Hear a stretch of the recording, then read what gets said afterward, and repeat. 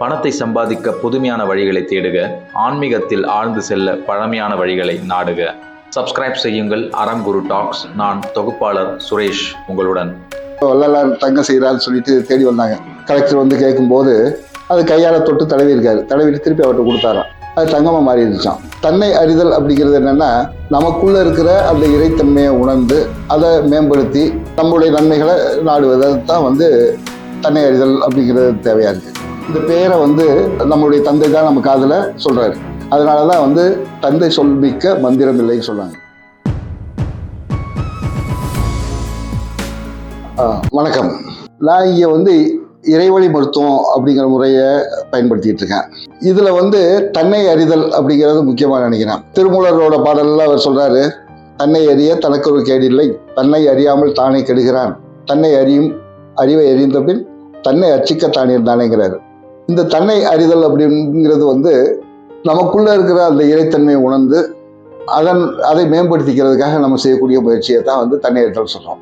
தன்னை அர்ச்சித்தல்னா என்ன அர்த்தம்? முதல் வந்து தனக்குள்ள இருக்கிற அந்த இறைத்தன்மையை உணர்ந்தவன் தான் அந்த இறையை அர்ச்சிக்க முடியும். அப்ப அந்த இறையை அர்ச்சித்தல்னா என்னென்ன பொருள்னா, ஒரு உதாரணத்துக்கு நம்ம கோயில்ல கடவுள்களை வந்து அர்ச்சிக்கும் போது அவங்களுடைய சிறப்பான குணநலன்களை தான் அவங்களுடைய பேரை வச்சிருக்கோம். லட்ச அர்ச்சனை சொன்னால் லட்சத்தில் அவருடைய குணங்களை சொல்றது, அவருடைய பேரை சொல்றது, இதைத்தான் வந்து நம்ம அர்ச்சனை சொல்றோம். அதே மாதிரி நம்ம என்ன பண்ணணும்னா, நமக்குள்ள தான் இறைத்தன்மை இருக்கு அப்படிங்கிறத புரிஞ்ச பிறகு அதை நம்ம வந்து மேம்படுத்தணும். அதை இன்னும் வந்து முழுமையாக வெளிப்படுத்துறதுக்கு என்ன பண்ணணும்னா, அதனுடைய இயல்பான குணநலன்களை அடிக்கடி ஞாபகப்படுத்திக்கணும். இந்த பேரை வந்து நம்மளுடைய தந்தை தான் நம்ம காதுல சொல்றாரு.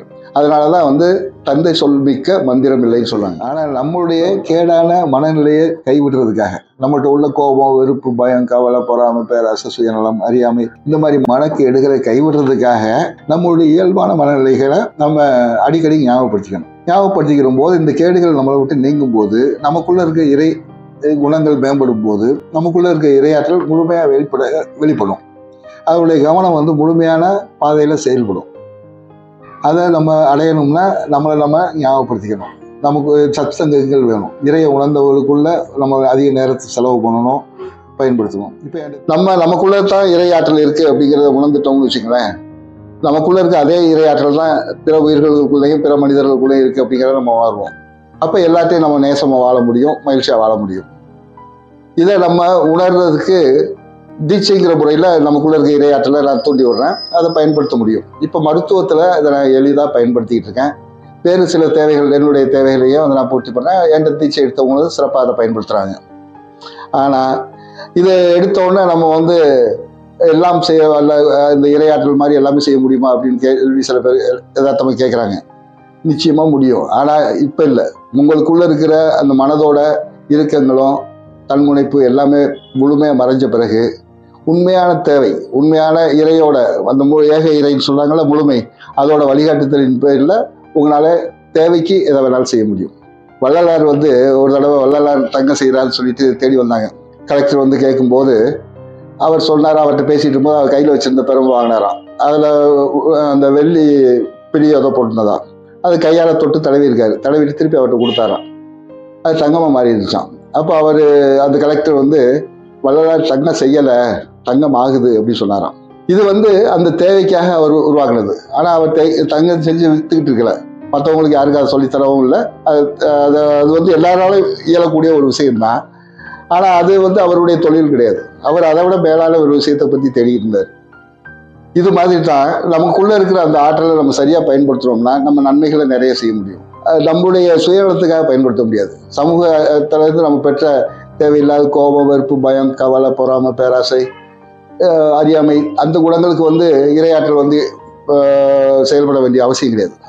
நமக்கு அறிவுறுத்தணும். இந்த தான் படைத்த இந்த உலகம் வந்து அமைதியாகவும் மகிழ்ச்சியாகவும் நிம்மதியாக வாழணும் அப்படிங்கிறதுல வந்து இறைவன் நிச்சயமா உறுதியாக இருக்கான். நமக்கு தேவையான விஷயங்களை இந்த சரியான முறையில் அந்த இறையாற்றல் நமக்கு பயிற்றுவிக்குது, செயல்பட வைக்குது. அந்த வகையில் நமக்குள்ள இருக்க இறைத்தன்மை உணர்ந்த பிறகும் நம்மளுடைய செயல்களை அது வழிகாட்டுது, முறைப்படுத்துது. இரண்டாவது, நமக்குள்ள இருக்கிற அந்த இறைத்தன்மையை வந்து நீண்ட காலமாக பிறந்ததுலேருந்து இன்று வரைக்கும் நம்ம புறக்கணிச்சுட்டே இருக்கோம். இந்த சமுதாய அறிவை தான் நம்ம வந்து உண்மையான அறிவு அப்படின்னு நினைக்கிறோம்.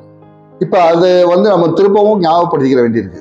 நமக்குள்ள இருக்கிற அன்பையும் மென்மையையும் தைரியத்தையும் பொறுமையையும் மன்னிக்கிற தன்மையையும் பிற உயிர்களை சமமாக நினைக்கிற அந்த இயல்பான இறை குணங்கள் அனைத்தையும் நம்ம வந்து மேம்படுத்திக்கிட்டே வரும்போது தான் நமக்குள்ள இருக்க இரையாற்றல் தன்னை வெளிப்படுத்த ஆரம்பிக்கும்.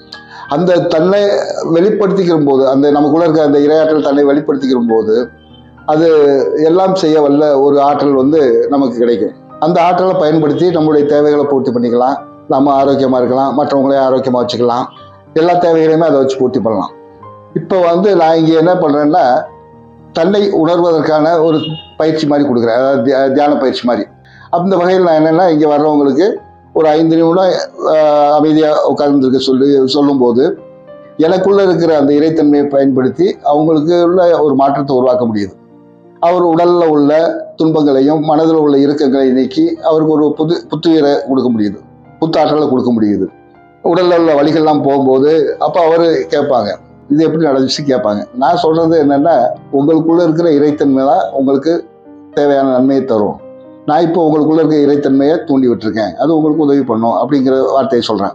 இது வந்து இதை சரியாக அவங்க புரிஞ்சுக்கிட்டாங்கன்னு வச்சுங்களேன், அவங்க அதை பற்றி மேலும் தேடணும்னு நினைப்பு வரும்போது என்னோட தீட்சைங்கிற முறையில் தன்னை அறிகிறதுக்கான அது தூண்டப்படும். இது வரைக்கும் நம்ம புற அறிவை சார்ந்து இந்த சமூகம் நமக்கு கொடுத்த அறிவை சார்ந்து வாழ்ந்துக்கிட்டு இருக்கோம். அதனால தான் இவ்வளோ கேடுகளையும் நம்ம சந்திக்க வேண்டியிருக்கு. இப்போ என்னோட தீட்சை வாங்கினவங்களுக்கு கூட நான் என்ன சொல்கிறேன்னா, ஒரு 12 ஆண்டுகள் தொடர்ந்து என்னுடைய தொடர்பில் இருக்கணுங்கிறேன். அது எதுக்காகன்னா அவங்களுக்கு நிறைய சத்சங்கங்களை உருவாக்குறதுக்கான வாய்ப்பு கிடைக்கும் அப்படிங்கிறதுக்காக தான். இறைநிலையில் நம்ம குணநலன்களை மேம்படுத்தும் போது எல்லா நலன்களும் பெற்று ஆரோக்கியமாக மகிழ்ச்சியாக வாழ முடியும். உங்கள் ஆரோக்கிய ஆன்மீக பயணத்தில் அறம் குரு டாக்ஸ் சேனல் உங்களுக்கு உதவும் என்று நம்புகின்றோம். எனவே உங்கள் கருத்துக்களை கமெண்ட்ஸில் எங்களுடன் பகிர்ந்து கொள்ளுங்கள். இது மேலும் சிறந்த வீடியோக்களை உங்களுக்கு வழங்க எங்களுக்கு உதவியாக இருக்கும். எங்களை ஆதரிக்க சப்ஸ்கிரைப் செய்யுங்கள்.